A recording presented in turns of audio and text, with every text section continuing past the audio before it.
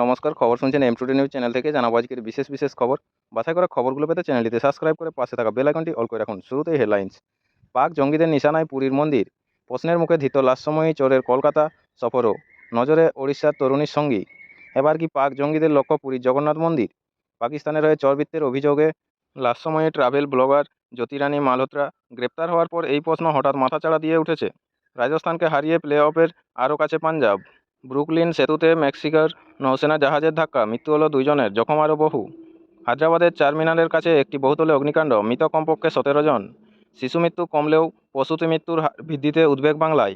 তুরস্কের বিশ্ববিদ্যালয়ের সঙ্গে চুক্তি স্থগিত বোম্বে আইআইটির। ভারতে 3টি হামলায় যুক্ত লস্করের শীর্ষ জঙ্গি সইফুল্লাহ খালিদ খতম।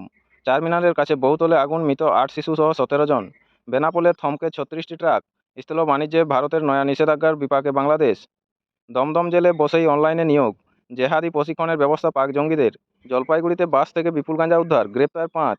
অপারেশন সিন্দুরের নতুন ভিডিও প্রকাশ করল সেনা, প্রতিশোধ নয় ন্যায় বিচার। ওয়েস্ট বেঙ্গল, কালিয়াচকে 4 জনকে হাড়হিম খুনে দোষী আসিফ মোহাম্মদের ফাঁসি। খড়গপুর 1 নম্বর, ভারতীয় সেনাবাহিনীদের প্রতি কৃতজ্ঞতা জানিয়ে খড়গপুরে মিছিল ও পথসভা জেলা তৃণমূল কংগ্রেসের। নারায়ণগড়, রানীসরাই এলাকায় জাতীয় সড়কের উপরে নিয়ন্ত্রণ হারিয়ে উল্টে গেল বালি বোঝাই ডাম্পার। বিনপুর 2 নম্বর, অপারেশন সিন্দুর, ভারতীয় সেনাবাহিনীর প্রতি শ্রদ্ধা জানিয়ে বালিচুয়াতে জাতীয়তাবাদী মিছিল। ওয়েস্ট বেঙ্গল, কোর কমিটির বৈঠক চলাকালীনই অনুব্রতকে ফোন মুখ্যমন্ত্রীর, কী কথা হলো? বিস্তারিত জানতে আমাদের চ্যানেলটির সাথে যুক্ত থাকুন। ঝাড়গ্রাম, শিক্ষক নিগ্রহের প্রতিবাদে ও আগামী 9 জুলাই দেশব্যাপী সাধারণ ধর্মঘটের সমর্থনে ঝাড়গ্রামে মিছিল করল এআইটিইউসি। গোপীবল্লভপুর 1 নম্বর, গোপীবল্লভপুরের কাপাসিয়া এলাকার রাজ্য সড়কের উপর নিয়ন্ত্রণ হারিয়ে পথ দুর্ঘটনায় জখম বাইক আরোহীকে আনা হলো হাসপাতালে। ঝাড়গ্রাম, গ্রীষ্মকালে রক্তের সংকট দূরীকরণের জন্য ঝাড়গ্রামে রাতে অনুষ্ঠিত হলো রক্তদান শিবির। আপনারা এতক্ষণ শুনলেন আজকের সংবাদ শিরোনাম। আসবো বিস্তারিত খবরে। পাক জঙ্গিদের নিশানায় পুরীর মন্দির, প্রশ্নের মুখে ধৃত লাশসময়ী চোরের কলকাতা সফরও, নজরে ওড়িশা তরুণী সঙ্গী। ভুবনেশ্বর, এবার কি পাক জঙ্গিদের লক্ষ্য পুরীর জগন্নাথ মন্দির? নিশানায় কলকাতাও রয়েছে। পাকিস্তানের হয়ে চরবৃত্তির অভিযোগে লাশসময়ী ট্রাভেল ব্লগার জ্যোতিরানী মালহোত্রা গ্রেপ্তার হওয়ার পর এই প্রশ্ন হঠাৎ মাথাচাড়া দিয়ে উঠেছে। কারণ গত সেপ্টেম্বরেরই পুরী জগন্নাথ ধামে গিয়েছিল জ্যোতি, আর গত ফেব্রুয়ারি মাসে কলকাতায় এসেছিল সে গোয়েন্দা সূত্রে খবর। পুরীর মন্দির এবং গোটা চত্বরের ভিডিও করার পাশাপাশি এক কন্টেন্ট ক্রিয়েটারের সঙ্গেও সে যোগাযোগ করে। কে সেই সন্দেহভাজন? ওড়িশারই আরেক মহিলা ইউটিউবার। এখানেও সন্দেহ করার মতো কিছু ছিল না, কিন্তু খুঁটিনাটি খতিয়ে দেখতে গিয়ে গোয়েন্দারা জানতে পেরেছেন এই মহিলা ইউটিউবারও সম্প্রতি পাকিস্তানের কর্তারপুর সাহিবে গিয়েছিল। এখানেই টনক নড়েছে গোয়েন্দাদের। প্রশ্ন একটাই, কানেকশনটা কি? শুধুই কি পুরী, নাকি অন্য তীর্থক্ষেত্রগুলিকেও টার্গেট করছে পাকিস্তান? কারণ ধৃত জ্যোতি কিন্তু ভারতের বেশ কয়েকটি এমন তীর্থস্থানে সম্প্রতি গিয়েছে, ভিডিও করেছে। সেই সব জায়গাতেও স্থানীয় কোনো যোগাযোগ তার নেই তো? যাদের সঙ্গেও পাকিস্তানের যোগাযোগ রয়েছে সেই প্রসঙ্গেই আতস কাঁচের নিচে তার বঙ্গ সফরও। গত 15ই ফেব্রুয়ারি ইউটিউবে পোস্ট করা একটি ভিডিওতে দেখা যায় শিয়ালদহ স্টেশনের বাইরে দাঁড়িয়ে জ্যোতি। এক ইউটিউবারের বিয়ে উপলক্ষে তার এই সফর। স্থানীয় অপর এক ব্লগারের সঙ্গে শিয়ালদহ থেকে ট্রেনে প্রথমে বারাকপুর ও পরে গঙ্গা পেরিয়ে শেওড়াফুলি যায় তারা। কিন্তু যেভাবে ওই ভিডিওতে শিয়ালদহ স্টেশনের খুঁটিনাটি তথ্য উল্লেখ করা হয়েছে তার চিন্তা বাড়িয়েছে তদন্তকারীদের। এই পর্বে সে বারাকপুর ক্যান্টনমেন্ট বা জেটিঘাট সংক্রান্ত কোনো তথ্য সংগ্রহ করেছিল কিনা তাও ভাবাচ্ছে গোয়েন্দাদের। ট্রাভেল ব্লগিংয়ের আড়ালে ভারতের গোপন সংবেদনশীল তথ্য পাকিস্তানে নিয়মিত পাচার করার অভিযোগ রয়েছে জ্যোতির বিরুদ্ধে। আর তাকে কাজে লাগিয়েছিলেন ভারতের নিযুক্ত পাকিস্তান দূতাবাসের এক প্রাক্তন কর্মী। গত বছর থেকে গ্রেপ্তার হওয়ার আগে পর্যন্ত ভারতের যে জায়গায় জ্যোতি গিয়েছে সেই সব জায়গায় এখন তদন্তকারী আধিকারিকদের স্ক্যানার আর অনুসন্ধান করতে গিয়েই উঠে এসেছে পুরীর শ্রী জগন্নাথ মন্দিরের নাম। জ্যোতির পুরী ভ্রমণ নিয়ে তদন্ত শুরু করেছে উড়িষ্যা পুলিশ। পুরীর মন্দিরে প্রতিদিন হাজার হাজার ভক্ত ভিড় করেন। এমন জায়গায় জঙ্গিরা হামলা চালাতে পারলে পহেলগাঁওয়ের থেকে কয়েক গুণ বেশি ক্ষয়ক্ষতির সম্ভাবনা রয়েছে। তাই ব্লগিংয়ের নামে জগন্নাথ ধাম নিয়েও কোনো সংবেদনশীল তথ্য জ্যোতি পাকিস্তানে পাচার করেছে কিনা নিশ্চিত হতে চাইছে তদন্তকারীরা। জ্যোতির সঙ্গী ইউটিউবারকে শনিবার ডেকে পাঠিয়ে জেরা করা হয়েছে। গত সেপ্টেম্বরে পুরী গিয়েছিল জ্যোতি। 4 ও 5ই অক্টোবর নিজের ইউটিউব চ্যানেলে 2টি ভিডিও আপলোড করে সে জগন্নাথ ধামে কীভাবে প্রবেশ করতে হয়, ভক্তদের লাইনে দাঁড়ানোর ব্যবস্থা, নিরাপত্তা কর্মী ও পুলিশ কর্মীরা ঠিক কোন জায়গায় থাকেন। প্রথম ভিডিওতে সেসবের বিবরণ ও ছবি রয়েছে। দূর থেকে গর্ভগৃহের ভিডিও পর্যন্ত করেছে জ্যোতি। দ্বিতীয় ভিডিওতে পুরী স্টেশন থেকে ট্রেনে দিল্লি সফরের বিবরণ, তাতে পুরী স্টেশনের প্রবেশপথ, ফুট ওভারব্রিজের ছবিও আছে। তাতে অস্বাভাবিকতা না থাকলেও কোনো কিছুকেই আর সন্দেহের বাইরে রাখতে চাইছেন না গোয়েন্দারা। পুরীর পুলিশ সুপার বিনীত আগরওয়াল জানান, পুরীতে জ্যোতি কোথায় ছিল, কার সঙ্গে দেখা করেছিল সবটাই তদন্ত করে দেখা হচ্ছে। তবে ওড়িশার এই ইউটিউবার নিজেকে নির্দোষ বলে দাবি করেছেন। তার বাবার দাবি, আমার মেয়ে তীর্থ করতেই 3 থেকে 4 মাস আগে কর্তারপুর সাহিবে গিয়েছিল। পরের খবরে আসবো। ব্ল্যাকমেল পোর্টালে নালিশেই মুছে যাবে শিশুদের অশ্লীল ছবি। কলকাতা। অত্যাধুনিক প্রযুক্তি আর সামাজিক যোগাযোগ মাধ্যমে হাত ধরে বদলে গিয়েছে অনেক কিছুই। সাধারণ মানুষ বহু সুফল যেমন পাচ্ছে, তেমনই অপরাধ প্রবল লোকজন, সাইবার প্রতারক, দুষ্কৃতীদের হাতে এসেছে কুকর্ম করার নিত্য নতুন কৌশল। তাই আজ নেট মাধ্যমে কিশোর কিশোরীদের অশ্লীল ছবি, ভিডিও, চাইল্ড পর্নোগ্রাফির ছড়াছড়ি, শিশুর ছবি ব্যবহার করে ভুয়ো অশ্লীল ভিডিও বানিয়ে ভাইরাল করে দেওয়ার হুমকি দেওয়া হচ্ছে। শিশুর ভবিষ্যৎ, সামাজিক সম্মানের কথা ভেবে ব্ল্যাকমেলের শিকার হচ্ছেন অভিভাবকরা। এই ধরনের সমস্যা এবার মিটবে ঘণ্টাখানেকের মধ্যেই। মার্কিন সংস্থা national centre for missing and exploited children এর সঙ্গে চুক্তিবদ্ধ হয়েছে দেশের স্বরাষ্ট্র মন্ত্রক। নির্দিষ্ট পোর্টালে গিয়ে আপত্তিকর ছবি বা ভিডিওটি পোস্ট করলে তা ইন্টারনেট থেকে মুছে দেবে এনসিএমইসি। ইতিমধ্যে ন্যাশনাল সাইবার ক্রাইম পোর্টালে এই বিশেষ ফিচার যুক্ত হয়েছে। সাইবার বিশেষজ্ঞরা জানাচ্ছেন, বিশ্বজুড়ে চাইল্ড পর্নোগ্রাফির মারাত্মক চাহিদা। তা মাথায় রেখে সাইবার প্রতারকরা প্রযুক্তির সাহায্য নিয়ে তৈরি করছে ভুয়ো অশ্লীল ছবি ও ভিডিও। সোশ্যাল মিডিয়ায় আপনার পোস্ট করা সন্তানের ছবি সংগ্রহ করে আর্টিফিশিয়াল ইন্টেলিজেন্সের মাধ্যমে বানানো হচ্ছে অশ্লীল ভিডিও। তারপর তা লক্ষ লক্ষ টাকায় বিক্রি করে দেওয়া হচ্ছে পর্নোগ্রাফি সাইটে। এই অপরাধে লাগাম পড়াতে 2019 সালে আমেরিকায় গড়ে ওঠে এনসিএমইসি। তাদের তৎপরতায় এখনও পর্যন্ত বিশ্বের লাক্ষাধিক শিশুর ভুয়ো এবং অশ্লীল ভিডিও মুছে দেওয়া হয়েছে নেট দুনিয়া থেকে। ভারতে চাইল্ড পর্নোগ্রাফি সম্পূর্ণ নিষিদ্ধ হলেও সাইবার অপরাধীরা নাবালক নাবালিকার ছবি সুপার ইম্পোজ করেই ক্ষান্ত থাকছে না। ওয়েবসাইট থেকে রোজগারের পাশাপাশি তারা অভিভাবককে ব্ল্যাকমেল করছে, দাবি মতো টাকা না পেলে ভিডিও ভাইরাল করে দেওয়ার হুমকি। দেশে প্রতিদিন গড়ে প্রায় 400টি ডিজিটাল চাইল্ড অ্যাবিউজ এর অভিযোগ হচ্ছে। এক্ষেত্রে কিভাবে এগোতে হবে? পোর্টাল খুলে রিপোর্ট সাসপেক্ট অপশনে ক্লিক করতে হবে। এরপর রিপোর্ট অ্যাবিউজ টু এনসিএমইসি ক্লিক করলেই খুলে যাবে একটি পেজ। সেখানে লেখা থাকবে টেক ইট ডাউন। 18 বছরের কম বয়সী কারো আপত্তিকর ছবি বা ভিডিও সেখানে দিলেই ঘণ্টাখানেকের মধ্যে নেট দুনিয়া থেকে তা সরে যাবে। প্রজেক্টটির নাম টেক ইট ডাউন। কয়েকটি সাধারণ প্রশ্নের উত্তর দিলেই, বয়স, কতদিন ধরে ছবি বা ভিডিওটি ভাইরাল, আপনি নিজেই সেগুলি পোস্ট করেছেন কিনা ইত্যাদি। ছবি বা ভিডিও ওই পোর্টালে আপলোড এর অপশান আসবে। আপলোড হওয়া প্রতিটি ছবি ও ভিডিওর ভিত্তিতে তৈরি হবে আলফা নিউমেরিক আইডি। এনসিএমইসির পরিভাষায় একে বলা হচ্ছে হ্যাশ ভ্যালু, যা ভাইরাল হওয়ার অশ্লীল ছবি ও ভিডিও মোছার মূল চাবিকাঠি। আপনাদের সকলকেই বলা হচ্ছে, যারা নিয়মিত গুরুত্বপূর্ণ খবরগুলো শুনতে চান অবশ্যই আমাদের চ্যানেলটি সাবস্ক্রাইব করে রাখুন। ফিরে আসবো খবরে। কোন খাতে আইএমএফে টাকা খরচ, প্রকাশের নির্দেশ ভারতের। সুরেই নজরদারি শর্ত পাকিস্তানকে। ইসলামাবাদ। সতর্ক করেছে ভারত, ভোটদানে বিরত থেকেছে। এই টাকায় স্রেফ জঙ্গি ফান্ডিং হবে বলে হুঁশিয়ারিও দিয়েছে। তারপরও আর্থিক সংকটের জন্য পাকিস্তানকে $100 কোটি ঋণ মঞ্জুর করেছে আইএমএফ বা আন্তর্জাতিক অর্থভাণ্ডার। ভারত কিন্তু থেমে থাকেনি, সুর চড়িয়েছে লাগাতার। দাবি জানিয়েছে বিদেশি ঋণের টাকা কোথায় যাচ্ছে তার নজরদারি চাই।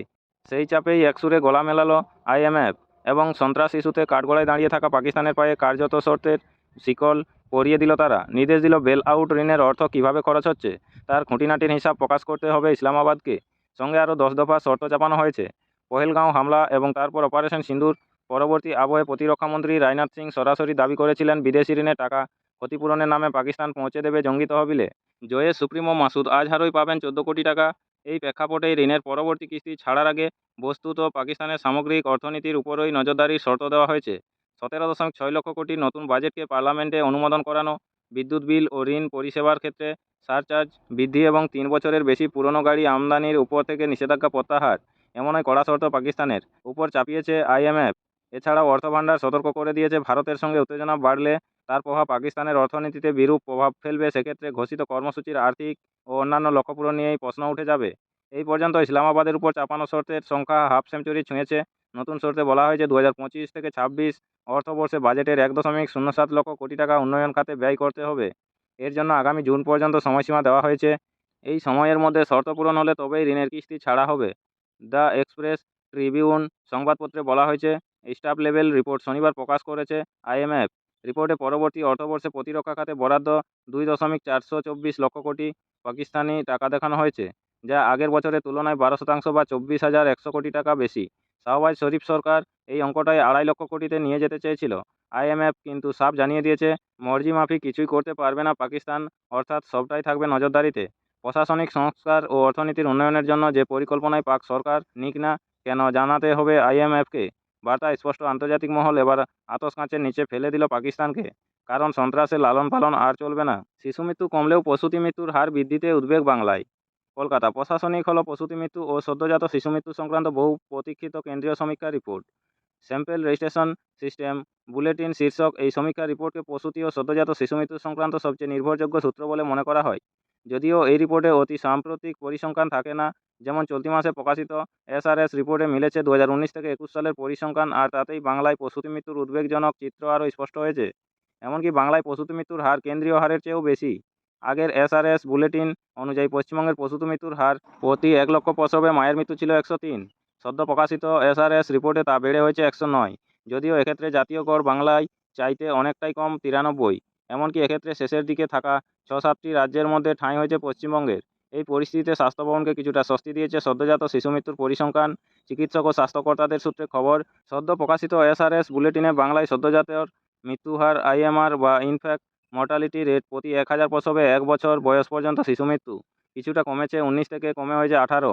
এক্ষেত্রে জাতীয় গড় অবশ্য অনেকটাই বেশি, 27। 2019 থেকে 21 আর্থিক বছরের এই হিসেব অনুযায়ী এক্ষেত্রে বড় রাজ্যগুলির মধ্যে সেরার তালিকায় প্রথম 5-এ চলে এসেছে পশ্চিমবঙ্গ। সামনে রয়েছে কেরল, তামিলনাড়ু, মহারাষ্ট্র ও কর্ণাটক। উল্লেখযোগ্য বিষয় হলো 2019 থেকে 21 সময়সীমার মধ্যেই এসেছে করোনা, ফলে আর 5টা বছরের মতো নয় এই চিত্র। তবে এটাও ঘটনা, করোনা ছড়িয়েছে গোটা দেশেই, তাই করোনা বলে রিপোর্টে মৃত্যুহার বেশি বা কম এসেছে সেই যুক্তি দেখিয়ে নিজেদের অবস্থান নিরাপদ করা যাবে না বলেই মনে করছেন বিশেষজ্ঞরা। তাহলে হঠাৎ প্রসূতি মৃত্যু বাড়ল কেন? স্বাস্থ্য ভবনের অভ্যন্তরীণ কাটাছেঁড়াই উঠে আসছে দুটি আশঙ্কার কথা। প্রথমটি হলো সি সেকশন বা সিজারিয়ান হু হু করে বাড়ছে। দ্বিতীয় আশঙ্কার কথা হলো লাগাম ছাড়া গতিতে অসুরক্ষিত হাসপাতাল ও নার্সিংহোমে গর্ভপাতের সময় মৃত্যু। উদ্বেগের বিষয় হলো স্বাস্থ্য দপ্তরের কাছে কিশোরী বা প্রাপ্তবয়স্ক মহিলাদের গর্ভপাত সংক্রান্ত কোনো নথিবদ্ধ তথ্য নেই। প্রতিদিন নিয়মিত গুরুত্বপূর্ণ সঠিক খবরগুলো শোনার জন্য আমাদের চ্যানেলটি সাবস্ক্রাইব করে রাখুন। ফিরে আসবো খবরে। জলপাইগুড়িতে বাস থেকে বিপুল গাঁজা উদ্ধার, গ্রেপ্তার 5। জলপাইগুড়ি রবিবার সন্ধ্যায় জলপাইগুড়ির গোশালা মোড় এলাকায় একটি যাত্রীবাহী বেসরকারি বাস থেকে প্রচুর গাঁজা উদ্ধার করল পুলিশ। ওই ঘটনায় গ্রেপ্তার করা হয়েছে 5 জনকে। এর মধ্যে 3 জন মহিলা। বাসটি কোচবিহার থেকে জলপাইগুড়ির দিকে আসছিল। পুলিশ সূত্রে খবর, এদিন মোট 53 কেজি গাঁজা বাজেয়াপ্ত হয়েছে। 7টি ব্যাগে এগুলি রাখা ছিল। গাঁজা পাচারকারীর সন্দেহে যাদের আটক করা হয়েছে যাত্রী সেজে বিভিন্ন এলাকা থেকে ব্যাগগুলি নিয়ে ওই বাসে উঠেছিল তারা। গোশালা মোড়ে পুলিশের নাকা চেকিং চলছিল। বাসটি আসতেই পুলিশ সেটি থামায়। তারপর বাসে তল্লাশি চালাতেই একের পর এক গাঁজা ভর্তি ব্যাগ উদ্ধার হয়। ঘটনা তদন্ত শুরু করেছে জলপাইগুড়ি জেলা পুলিশ।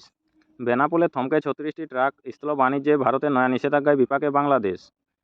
বনগাঁ রেডিমেড পোশাক সহ বেশ কিছু পণ্য স্থলপথে বাংলাদেশ থেকে আমদানির উপর নিষেধাজ্ঞা জারি করেছে ভারত। এই বিষয়ে দেশের শিল্প ও বাণিজ্য মন্ত্রক শনিবার এই বিজ্ঞপ্তি জারি করেছে। শুধুমাত্র নবসেবা বা কলকাতা সমুদ্রবন্দর দিয়ে বাংলাদেশ থেকে তৈরি পোশাক আমদানি করতে পারবেন সংশ্লিষ্ট ব্যবসায়ী। বাংলাদেশ থেকে রেডিমেড পোশাক আমদানির ক্ষেত্রে নিষেধাজ্ঞা জারি হওয়ায় পেট্রোপোল সীমান্তে বাণিজ্যে প্রভাব পড়েছে। বন্দর সূত্রে জানা গিয়েছে, প্রতিদিন প্রায় 15টি পণ্য বোঝাই ট্রাক বাংলাদেশ থেকে ভারতে আসতো। সেটি বন্ধ হয়ে যাওয়ায় লোকসানের মুখে পড়েছেন ব্যবসায়ীরা। পেট্রোপোল শুল্ক দপ্তরের ডেপুটি কমিশনার দিব্যেন্দু দাস বলেন, রেডিমেড পোশাক আমদানি বন্ধে নির্দেশিকা জারি হওয়ায় প্রভাব পড়েছে পেট্রোপোল বন্দরে। সমুদ্র বন্দরের মাধ্যমে পোশাক আমদানিতে যেমন খরচ বাড়বে, তেমনি সময় বেশি লাগবে। এই বিষয়ে Petrapole clearing agent welfare association সম্পাদক কার্তিক চক্রবর্তী বলেন, পণ্য আমদানির ক্ষেত্রে সরকার যে নিষেধাজ্ঞা জারি করেছে তা আমাদের মানতেই হবে। পেট্রাপোল এক্সপোর্ট ইম্পোর্ট ওয়েলফেয়ার অ্যাসোসিয়েশনের সম্পাদক প্রদীপ দে বলেন, পেট্রাপোল বন্দর দিয়ে রেডিমেড পোশাক আমদানি বন্ধ হওয়ায় বাংলাদেশে রপ্তানি করায় সমস্যা পড়বেন। বাংলাদেশের রপ্তানিকারকদের দাবি, ভারতের এই বিধিনিষেধে দেশের রপ্তানি ক্ষতিগ্রস্ত হবে। বেনাপোল বন্দর সূত্রের খবর, সেখানে রেডিমেড পোশাক বোঝাই 36টি ট্রাক দাঁড়িয়ে আছে। এই মত বস্তায় সেগুলি ভারতে রপ্তানি না করতে পারায় ক্ষতির মুখে পড়তে হবে তাদের। বেনাপোল সি&এফ এজেন্ট স্টাফ অ্যাসোসিয়েশনের সাধারণ সম্পাদক সাজেদুর রহমান বলেন, ভারত স্থলবন্দর দিয়ে গার্মেন্টস সামগ্রী আমদানিতে নিষেধাজ্ঞা জারি করায় বেনাপোল স্থলবন্দরে 36টি গার্মেন্টস বোঝাই ট্রাক দাঁড়িয়ে আছে। এখন জলপথে পণ্য রপ্তানি করতে খরচ ও সময় বেড়ে যাবে।